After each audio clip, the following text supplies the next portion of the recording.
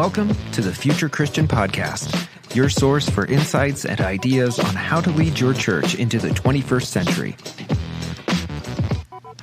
At the Future Christian Podcast, we talk to pastors, authors, and other faith leaders for helpful advice and practical wisdom to help you and your community of faith walk boldly into the future. Now, here's your host, Lauren Richmond Jr.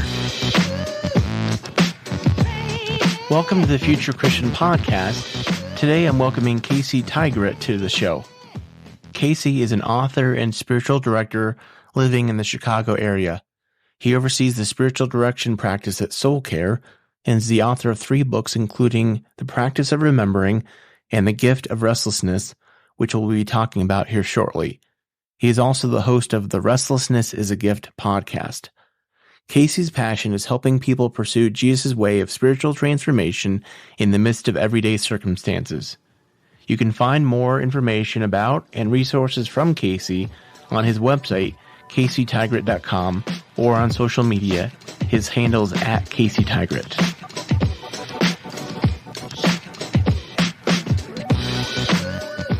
All right, welcome to the show, Casey Tygrett. Thanks so much for being here. Anything else you'd like our listeners to know about you? Oh, gosh. Yeah, probably a lot of things. Besides doing podcasts and books and all the stuff we've already talked about, I really have a deep passion for people's transformation and growth. And I also, side things like I golf a lot because it's a great way to be in nature. It doesn't mean I'm any good at it. It's just a frequent hobby. And I'm a little bit of an unhealthy level of college football fan for Michigan Wolverines. So those are some other side things that I get into beyond just what we had already talked about. But we were talking about, we have a bit of a shared background tradition. We both are new to a particular church movement. And so I've been in the Methodist church for a while. I grew up faith-wise in a Nazarene church, and then made the transition over into a restoration movement, independent Christian church stream, about 20 years ago or so. Have been somewhat on the fringes of that ever since. So, So if I can go here already, I'm thinking last year, right? The TCU versus Michigan must have been rough for you. The Disciples branch of the Restoration Movement was very excited about that game, not so much about the next. No, it was a rough day in my house. It was, there was sackcloth and ashes. There was a lot of mourning, but that's the way it goes. If you make giant defensive mistakes, people will beat you. That's just how it goes. So yeah, it was a bit of mourning, but we've recovered, I think. Yeah. Well, you shared just a little bit there about your faith journey. Are you willing to share a little bit more, dive in a little bit more, what that looked like in the past, what that looks like today? Sure. Yeah. My early years of faith really started in a small town. I grew up in southern West Virginia, and we lived in a very small town. And my whole family attended this one church. And so we were the people that took up the first 3 pews. It was me, my grandparents, my aunts and uncles, and my cousins. And so a lot of my first steps of faith were there, Sunday school lessons and, as much of the liturgy as I would pay attention to. And then my parents actually volunteered to be leaders of the youth group. And I think that was the first time I got to see a more granular view of what it looked like to do the interpersonal work of helping people develop faith. And so it was they were doing this as a thing that they were passionate about. And I was 6-7 years old at the time. So I had all these older brothers and sisters who just looked after me and taught me things, and would wake up some Saturday mornings and there'd be some random teenager sleeping on our couch because they got kicked out. And so it taught me a great deal about compassion in those early years. And then from there, we left that church and went to a Nazarene church. So a bit of a difference in the expression of faith. The Southern Nazarene churches are far more kind of fire and brimstone, a little bit different in their theology and view of things like the end times and preaching. And so from the Stoic organ music to the rolling piano and when the battle's over, we shall wear the crown kind of hymns and things like that. So my faith took a big shift there from more of this thing that we did when we were together to that's when I started to take seriously the idea of a personal faith. Like this has an impact on my own ethics, morality, what I read. But I also have always had this bit of a rebellious streak in me. When it comes to the Enneagram, if your listeners know about that, I identify as a 4. And so I've always had this romantic independent streak in me. And so any faith tradition I've been a part of, I've always kind of lived on the periphery of it, open to being thoughtful about other postures and other expressions of the Christian faith. And so, but those years in the Nazarene Church were my most formative. And so that's where I grew the most. And so in recent years, I've been going through, and I was writing a bit about this the other day personally, the idea of blessing something and leaving it. That there are these traditions and things that form and shape us that are key, and we wouldn't be who we are with God, self, and others now without them.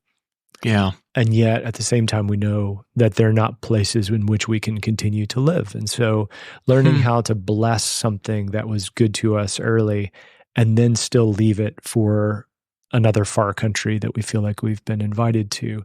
And I feel like that's been the work of a lot of the last, 10 to 20 years of my life is how do I examine what has brought me to this point in my faith? And then how do I adopt a critical realism about it to say, yes, there are good things there, and yes, there are some things that need to be dismantled, and then take that forward into what is the divine inviting me to do as a spiritual director, as a pastor, as a writer? How do I express these things? So, and it's still a developing story. So my faith story is, there are still blank pages to the right of where we are today. Absolutely. If I may ask a question already, I'm curious. I've been thinking about this recently as I shared with you before we started recording. Myself, I grew up Independent Baptist, certainly a different faith tradition than the context I find myself in currently. And certainly, like perhaps you and many, there's a strong bit of disillusionment and disgust with that tradition. I don't know if it's perhaps the wisdom of years or distance that I've become. I don't want to say grateful for the entire thing, but I can certainly appreciate some things. Like you said, you used the word, I don't remember how you framed it, bless. Yeah, to bless something and then to leave it behind. Right. And I just wondered, how helpful is that? Something that just comes with wisdom or experience or distance? Because I think for me at least, it's been much healthier. As you say, kind of blessing something. For me, finding some value and recognizing some elements of value, and then saying, "Hey, I'm leaving that behind." Certainly this is kind of lessened culturally, societally speaking, but certainly the evangelical movement was very strong a couple of years ago, 3 years ago, who knows, right? And I wonder, what would you say to folks like that who find themselves, again, as I was, very much disgusted and disillusioned and disappointed with their home tradition, so to speak? Yeah. Well, and I think that's a wonderful way to talk about it, because even with that phrase, to bless it and then leave it, it feels like an easy mechanism. There's not a time frame on that, nor is there a set of steps. So some things are left behind because they're dangerous and because they're abusive.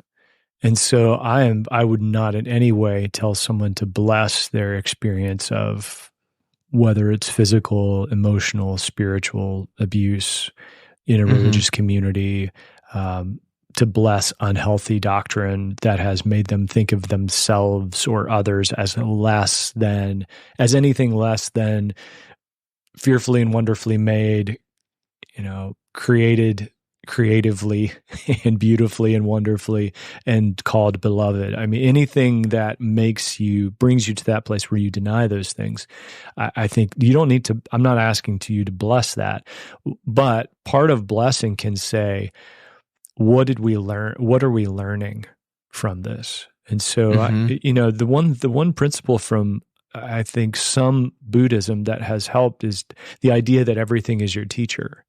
And it does not mean that we honor the teacher, but there is a gift that can be given by even the hardest things that we learn.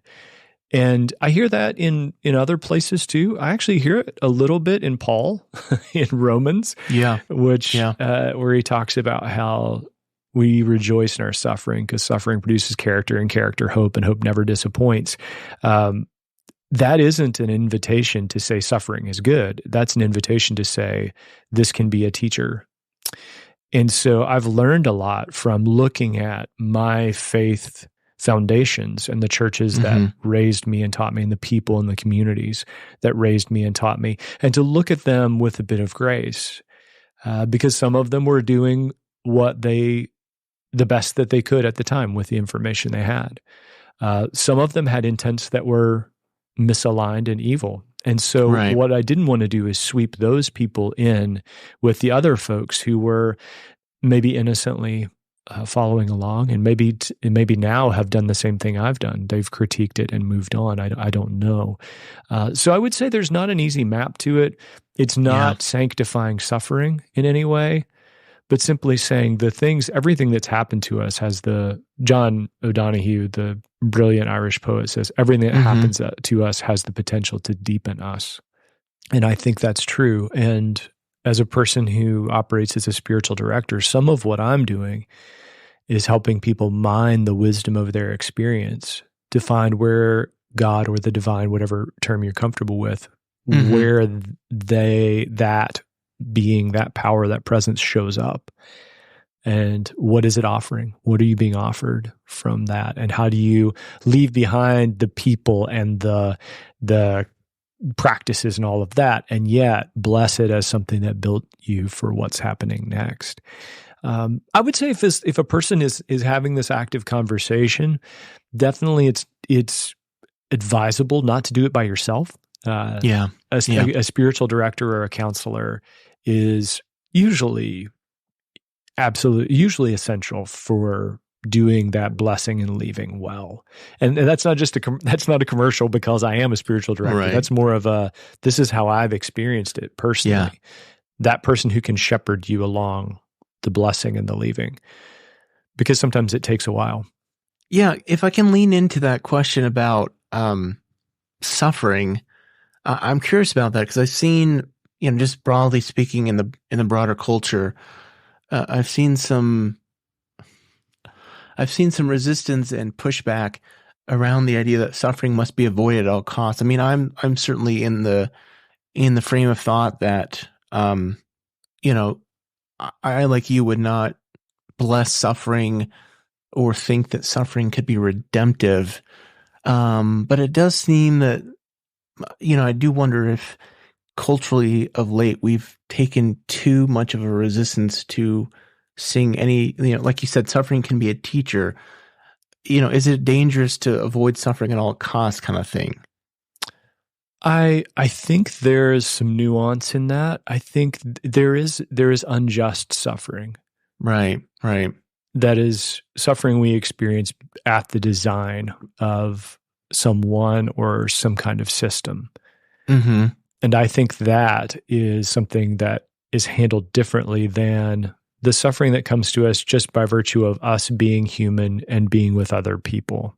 The suffering of working through a marriage and marital conflicts that are exacerbated by the fact that we're both human and we get in each other's way. Right. The suffering that comes in raising a child and watching them go from stage to stage and just realizing slowly over time how you have absolutely zero control over the outcomes. Yeah. You have some planning, you have some intention, you have some things that you do in order to shape and build an environment of health and hope. But we are not. The sooner a parent surrenders the outcomes and simply tries to live in each day, I think the better that could be. But there's a suffering to that. There's a suffering to watching your kid move into areas that you know are going to be difficult for them, and they're going to experience suffering there. But also knowing the only way for them to learn how to stay out of it is to experience it, and you just try to provide as much of a safety net. It's like bowling. You take your kid bowling, you put the bumpers down. Mm-hmm. You know the ball is going to go wherever it's going to go. You offer the bumpers that you can. And so, I think there is a move. I think there's a healthy move in our culture to root out and diminish unjust suffering. Right, right. But there's also a journey of learning, I call this suffering and I want to avoid it. Can I actually avoid it? Or is this just is my avoiding suffering causing suffering for others too? In the quest for me to get out of this, am I putting someone else in it? So taking that perspective, coming back to that great commandment of the key thing for all of us in our life, in our spirituality, in our existence, is to love that which is beyond us, to love the divine, and to love ourselves and each other with everything that we have. And so when reducing my suffering adds to the suffering of others, I'm not living within that true, deep, lasting purpose for humanity. And that causes a whole different kind of suffering. And so there is kind of a wheel, kind of a cycle that we can get into. And it seems like the only thing that dismantles it is figuring out, how do I embrace this for what it is and have the uncomfortable love-hate relationship with it until I find the thing that's at the center, which is a lot of how I talk about restlessness, is it's finding that thing at the center of this thing that we don't want to be a part of. And yet we have no choice. We end up there anyway. Well, that provides a nice transition for me. Thank you. To talk about your book, The Gift of Restlessness. And I think the first question I have to ask is, I don't feel like restlessness. I've read the book. I'm still leery that restlessness is a gift. Maybe talk about what inspired the book and why, without giving perhaps the whole thing away, why you're still on this idea that restlessness is a gift. Sure. Well, full disclosure, the irony of the title is not lost on me. And the fact is that I don't search out or desire restlessness either. I think in a lot of ways, the book was my attempt to explain. I talk about books and writing, especially, as trying to make sense of something. Usually first for the writer, and then you find resonance with other people as you talk about it. Hey, I'm writing this book on restlessness, and I think it's a gift. And they're like, oh, that sounds really weird, and I don't agree with you. Okay, well, let me tell you about this thing. And then you start talking it out, and they're like, oh, okay, wait a minute, that makes sense. So it was in the first movements of it were me trying to make sense of something that I have dealt with my entire life, which is every 6 weeks, 6 months or so, I just have this sense that everything needs to change. And this feeling of stuckness. And that can be your garden variety, very surface level stuff. Like, I just decide I'm going to grow some facial hair and change up the way I look. And then my wife is like, you you look terrible. You've tried this for so many years and you can't do it. And in a loving way, of course. And so there's that, or changing up a habit. And then you go from there to more deep and existential things like, everything needs to change, and so I need to leave behind my faith, or I need to leave behind my spouse or my job or my whatever. And so I really was trying to make sense of, and I've not had those later, not leaving faith entirely, but leaving forms of faith, but I've not had the desire to leave my spouse or anything like that. But those restless periods can bring us to that place where we just feel like everything needs to change, because what happens is we get to the place where we cannot go back to the way things used to be. Right. An event happens, a stage in life happens, whatever it might be. We cannot go back to the way things used to be. And yet we have no idea what it means to go forward. And we have no means to push that. And so we're really stuck in the present tense. And so the gift is, in that moment, everything that we used to use to prop ourselves up and polish our ego, and even the ways that we used God to sort of cover us in those moments, that's stripped away. And the gift is we get to see ourselves very plainly in a naked light. And the gift is we then get to ask the real deep, serious questions of what is going on and what is there in the middle of this present tense that I'm stuck in that might actually be a gift, might be something good. And so it's a teacher. The restlessness is a gift we don't want, a teacher we don't want, and yet there are also things that we desperately need in order to move forward. So there's a few things that stood out to me in the book I wanted to kind of hear and maybe talk through some more with you. I'm writing a note, a gift and a teacher we don't want on restlessness here. I think you mentioned it here already in our conversation, but talking about unhealthy images of God, this is something that I think I've wrestled with probably my own faith, and I've certainly seen others wrestle with as well. Talk more about that as you can. Yeah. Well, images of God, I feel like it's helpful sometimes to come down to the granular picture of it, like the basic definition of it. And when we talk about images of God, what we're talking about is the picture that we get in mind that helps us to understand something that we can't understand. And so I'm very much of the opinion that is shared by some of the mystic writers is that if God were completely understandable, if our images, the way we describe God or the divine, were completely accurate 100%, that immediately means that the divine is no longer the divine anymore. Right. Because the poet Wendell Berry actually says, he has a poem called the Mad Farmer Liberation Front. He says, praise ignorance, for what man does not know it has not destroyed. And I feel like that has some overlap here. The moment that we completely, totally describe every detail of who God is, we've really destroyed the idea of the divine or God. And so our images are just us getting close. And so metaphors or images for God just get us close, but they also shape how we live and how we respond. And so there are early images of God that help give us boundaries, foundation, but they also have a limitation to them. So I think of things like God as warrior. And in certain ways, God as warrior is a very safe feeling metaphor that God will fight our battles for us. And there are certain, worship songs in culture that have that built into it, that, God is warrior, God fights our battles for us, etc. But then we start thinking about violence. We start thinking about war. We start thinking about Jesus and how he lived the opposite of that. And suddenly the question is, how far does that metaphor really go? And can I live by it? And if I live by God as warrior, then do I then become a warrior myself and start expressing that in some unhealthy ways? And so then the time comes when that image that once gave us life and hope suddenly then falls apart and it no longer works in the way that it used to. And so that's what I mean by the changing of the images of God. The one that I work with the most, and especially when I was working with students, is the idea of God as Father. That's a repeated image, and it has some beauty to it, especially in early stages of faith and sometimes in the middle, later stages of faith.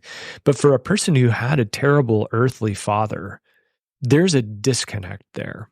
Right. And especially when you start talking about things, and I don't want to go too theology nerd here, but when you start talking about God as Father, and then you start talking about the theories of the atonement, suddenly you have God as my dad and God wants to kill me. Yeah. But thankfully, Jesus almost becomes, I heard the writer William Paul Young speak on this. He said, at that point, Jesus almost becomes the mom who's standing between the child and the enraged, abusive father. Well, there comes a moment where you cannot live with that image anymore. Right. And so what I find in the restlessness is we are convicted that we have to leave this image of God behind. We can't live with it anymore. And yet sometimes we build the entire content of our faith on that particular image. Mm-hmm. And what happens is we've mistaken the telescope for the stars. It was never about whether or not God was Father. It was about that's our way of engaging with God, self, and others in the world. And there are other ways to do that. There are other creative ways to do that. And they usually end up feeling really uncomfortable. So when in the book, I use the title The Divine more often than I do just the word God. Right. Some people feel really uncomfortable about that. Like it feels too airy-fairy or whatever. But the name God has some connections to it. It's even that name is a translation that we use to describe a reality that we can't really describe fully. And so the divine feels like a term that makes more sense right now. Or, God is healer, or God is, you can just stack up all of the images.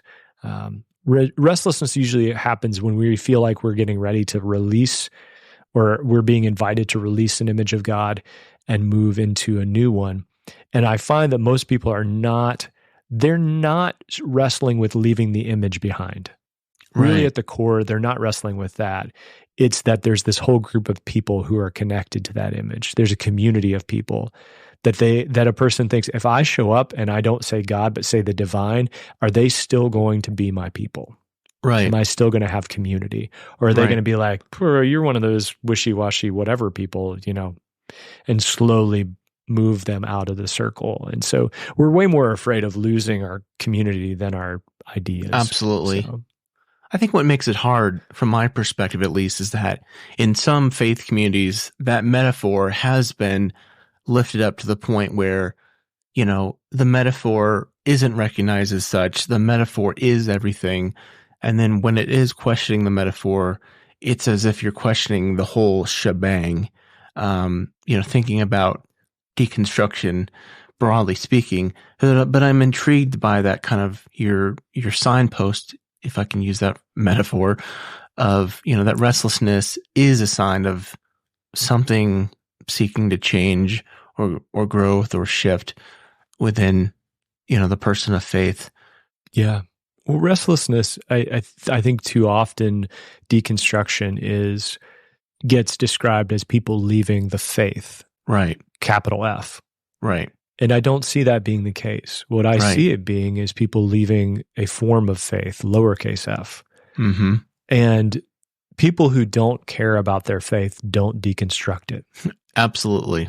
They either stop practicing it or they continue to practice it and just double down on the stuff that makes sense. Yep. And so you either get agnostics, an agnostic posture or an atheistic posture, or you get Pharisees. Right. And I think that's where we're living right now, is within this tension. And I think there are times if we truly, for people who, let me put it this way, for people that I've walked with in deconstruction periods, there are seasons of agnosticism. Yeah. 100%. There are seasons of even maybe atheism. Like, I just don't, if this is the image, I cannot believe in God anymore. Right. And I don't know that God exists. But I think seeing them as seasons, and knowing that we all are on this, we're all these evolving spiritual beings. Like, we're always changing, always. We're constantly changing. And to know that belief, unbelief, indifference is part of that whole cycle, especially for people who are listening to this, who are pastors or spiritual leaders of communities. People are going around a spiral. Yeah. And they are moving from strong foundational belief to questioning to reassessing. It's constantly happening. And so our job is to try and help put the bumpers down and give them some space in which to do that. I think that's helpful just to hear as a clergy person myself, because I've certainly recognized in my own quote unquote ministry career, there's some times where I'm like, well, I don't know about this. And then of late, I feel like I'm super gung-ho spiritual. And I'm like, what is going on here? That's helpful to be reminded. I'm also, you're kind of bringing up memories of my own quote unquote deconstruction, reconstruction period. And I remember, for me, this was for me, growing up independent Baptist, where we were very much like, we didn't believe even everyone in our churches or Bible colleges were saved, right? And I just kind of remember doing the math, being like, 90% of the world's going to hell. And I was just like, I probably shared this before, but for me, it's just like, I can't believe in that kind of God. Like, speaking of a metaphor, or not so much a metaphor, but, a concept, right, of God. So yeah, in that moment, in that time period, I became agnostic in a way. I never went quite to atheist where I was like, does not exist, but I certainly was like, I don't know if God exists. And certainly, maybe let's shift it in this direction for clergy, especially right now, who have just wrestled with COVID. I don't know about you, Casey, but I feel like in these last few months, I kind of like have moments where I think back about how rough it actually was going through COVID, and I'm really shook. And when I think about how hard it was on my family, how hard it was in ministry, and I know for many pastors, I'm sure who dealt with things even more challenging than I had to do, are wrestling with a bit of perhaps agnosticism or atheism, literally or metaphorically on their own. What do you say to those folks? I mean, maybe that's not the right question, but what's your thoughts for someone who finds themselves in that position? Yeah. The book, The Gift of Restlessness, actually very much looks different because there was a version of the book that I had written in 2019 and nothing came of it. And so I put it away for a while. And then as we were in the middle of pandemic lockdowns and shifts, I brought it back out, not only because there were some bigger universal themes of restlessness, but also there were some smaller particular themes in my own life, in the lives of other people that I was witnessing. And so very much the book is born, and I didn't write it. It's not a quote unquote pandemic book, but nothing that we talk about from 2020 on is going to be right. Free of that right. implication. So I think first and foremost, there's a permission giving that we have to undergo as clergy, and just give ourselves permission to go, yeah, that was as bad as we think. Put the debates about science and vaccinations and maybe even politics, because our political system was racing our fears of global pandemic, and just give ourselves permission to say this was what we thought it was, but also to know that there are things that were born in us, ideas we had, thoughts that occurred to us in the middle of those lockdowns, in the middle of those pandemic discussions, that are vital to us moving forward. So the organization I work with, called Soul Care, we tend to the soul health of leaders of churches and parachurches and non-for-profits. And we did a bit of a conversational, like a listening tour of different organization leaders and pastors. And we came away with a few things that people had realized during pandemic. One of them was there's just a ruthless refusal to go back to the way things used to be. So friends of mine who were at very high-paced ministry jobs got locked down with their family, and they sort of looked around and they were like, these people are awesome. And I never see them. I don't want to do that anymore. Yeah. And so you have people transitioning, taking pay cuts. And I get that this is super privileged, what I'm about to say. Right. But they're taking pay cuts, taking lesser roles so that they can have a more balanced presence with their family or with their friends. There's a deeper call for things like formation, spiritual practices, things that ground us. We realized, I think, how ungrounded we were. Yeah. How little silence, solitude played in our lives. And then there's a holistic piece. And the only way, for me, the way that it came out is one of the things my wife and I did during pandemic was we started doing yoga. And it was so incredibly helpful. But it also showed me how even still, as a person who knows this is the case, how disconnected my body was from my spiritual life. And so giving ourselves the permission to know, yeah, this was as bad. This period of time was as bad as we think, but also to know that we received some insights. We received some insights that that were valuable to us. Let's not let go of those. And let's courageously pursue them, because it's going to be really, really easy. And it has been. And I've watched it. It's been really, really easy just to go back to, we're finally back to normal, as if that was ever normal. Right. We had a different sense of what normal really was. And I think it's time for us to regain that. And that may bring about a bit of restlessness. We can't go back to the way things were in 2019, but we also know that we have no idea how to put these new insights into practice.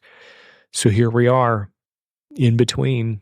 We can't go home, but we can't stay here. So what do we do now?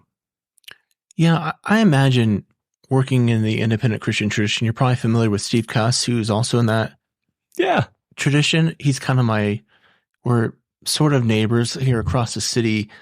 Something he talks about in his work is, as a former hospital chaplain, saying that, when someone came into the hospital, those same kind of family dynamics that existed, 10 hours ago before the heart attack or the sudden stroke or whatever, they're bringing those dynamics into the hospital with them.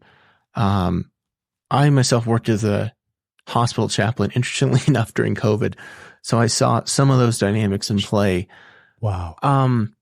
But as I think about kind of my ministry during COVID, and I think about like some of those unhealthy dynamics that were present within my own life and how those were kind of amplified. Like for me, a realization I had that I've started to just implement is like, I don't make enough money to support my family, especially in the Denver metro,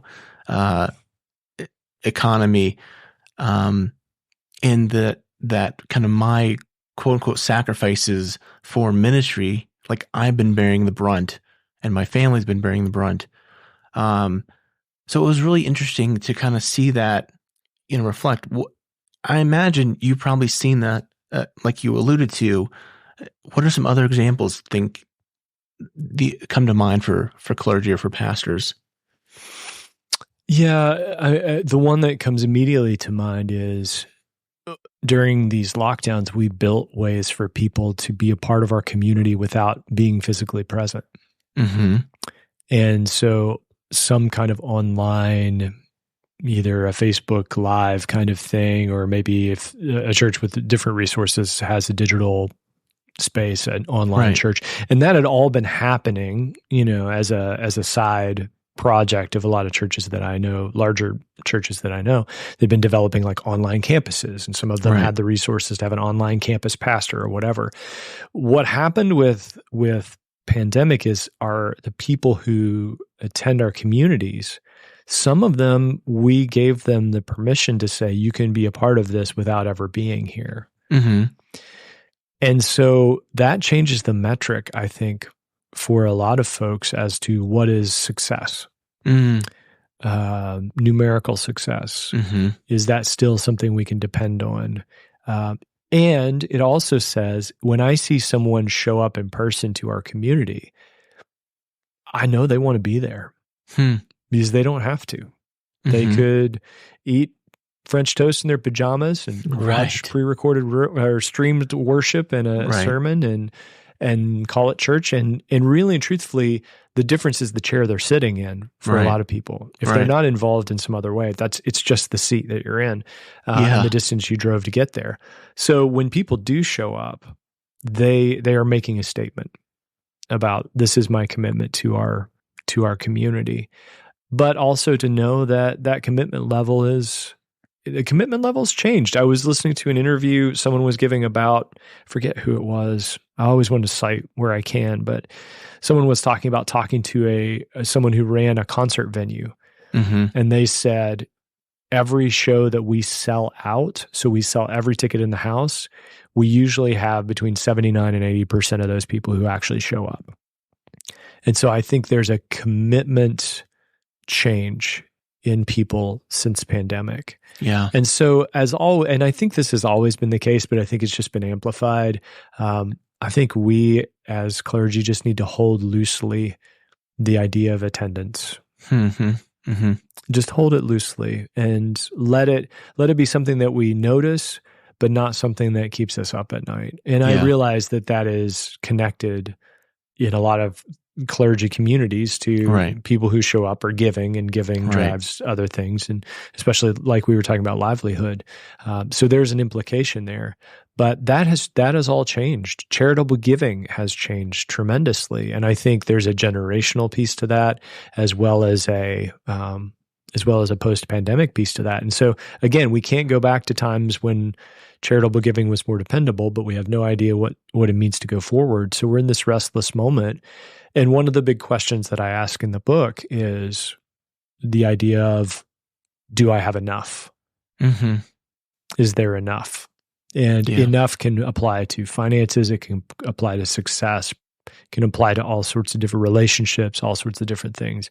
But that's the question. If we hold loosely the idea of attendance and finances, then the question we have to ask ourselves in that restless moment is there enough? And what do I believe enough? How would I define that word? Yeah. And I think it's contextual. I think it's for each person to take into a prayerful conversation and say, what is enough? When do I know? How do I know? Yeah. Well, this conversation has kind of been all over the map, so I appreciate you. It sounds about right for me, honestly. I appreciate you engaging with me, and I hope it's helpful for our listeners. Let me ask you one other question here from the book before we take a break. You had a line in the book about God trusting us and what that means for us. And I, again, growing up independent Baptist, I think there's still this kind of like, speaking of unhealthy image of, I think you use this language in the book of like the rotten worm type of thing. And I remember, I think there's language in a hymn of, for such a worm as I, was it At the Cross, I think? Yep. I'm really going deep in my hymnology there. That's a B-side. You're bringing that stuff back for me. But I mean, that really stirred something within me. Share more about what you mean with that. Yeah. Typically, that conversation happens in the context of talking with people about what they're called to do, what they sense is their calling or their purpose. Mm-hmm. And typically that comes out when we're talking about decisions. And I get the sense that a person is hesitant about making a decision because they feel like they're going to go against what God has for them, or what's good. And the decision is never between like, should I rob a liquor store or should I be a social worker? Like, it's never that dynamic, because that's easy, right? Yeah. It's between two things that really are kind of central to who the person is. There are things that fall within that great invitation to love God, self, and others with everything we have. They're things that are well grounded in redemptive, recreative work. And so my thought is, growing up in a church that was very much about, you're called to one thing, and if you find that calling, you win the gold medal. You can do other things. God will still love you. But you only get like a bronze. Yes. And so I've had to deconstruct that a bit over the years. And the one thing that has helped me with that is really thinking about the doctrine of humanity. And I know that the idea that humans are, original sin and total depravity, those things are there to try and explain evil. Mm-hmm. They're also there to try and move a system of salvation along. I don't hold to those anymore. Those are images that I have found unhelpful. And also they seem deeply contrary to how God created humanity in the beginning, that we're fearfully and wonderfully made, that we are called very good, and that is never redacted. Mm-hmm. And so when I'm talking to someone who's like, what is my purpose? What should I do? I usually ask them, do you trust God? And this feels like a setup, and spiritual directors are supposed to do a setup. Right. So I'm kind of like, I probably shouldn't do this, but I do. lead with that because that's, for a lot of people of faith, that's a question like, oh, yeah, so I trust God because God is in control. And then when the question becomes, does God trust you? It's bringing them back to the idea that you have within you these gifts, abilities, and desires, and they have been given to you. And so you now have this stewardship of this experience, education, training, suffering that has been transformed into character and character that's become hope. You have all of these things. Do you believe God trusts you to exercise those things? And I'm usually that brings them to kind of a restless moment because they're like, I can't go back and unhear that question. But I have no idea what that means to apply it. And I think a lot of times it means you actually have a choice. You are participating with God. And there's language of that in the New Testament, talking about the co-laborers with Christ. Like we're side by side. We're in this thing together. And God has entrusted you with a life and a family. Dallas Willard used to he'd talk about purpose as the work God has left for you to do in the world, which I think is tremendous, but wow, like what a level of trust. Like I left this unfinished so that you could be a part of it. You could partner with me to see it done. And so that's where that question comes from. And I have to ask so everything that's in there, I have to ask myself that on a regular basis. Like, I don't know what I should do here. Well, do you trust God? Yeah, I do. How I've been made. Okay. Does God trust you with this? If I say yes, then I have a perspective now that I can act on. And that changes us, that shapes us, that forms us to actually take that seriously and then act on it. Yeah. Well, this has been a great conversation. Let's take a quick break. The book is The Gift of Restlessness, A Spirituality for Unsettled Seasons. Certainly, we've all been through one, and it kind of makes me want to read the book again. Let's take a quick break, though, and we'll come back with some closing questions. All right, we're back with Casey Tygrett, and I always tell folks you can take these closing questions as seriously or not as you'd like to. So if you're Pope for a day, what do you want to do with that day?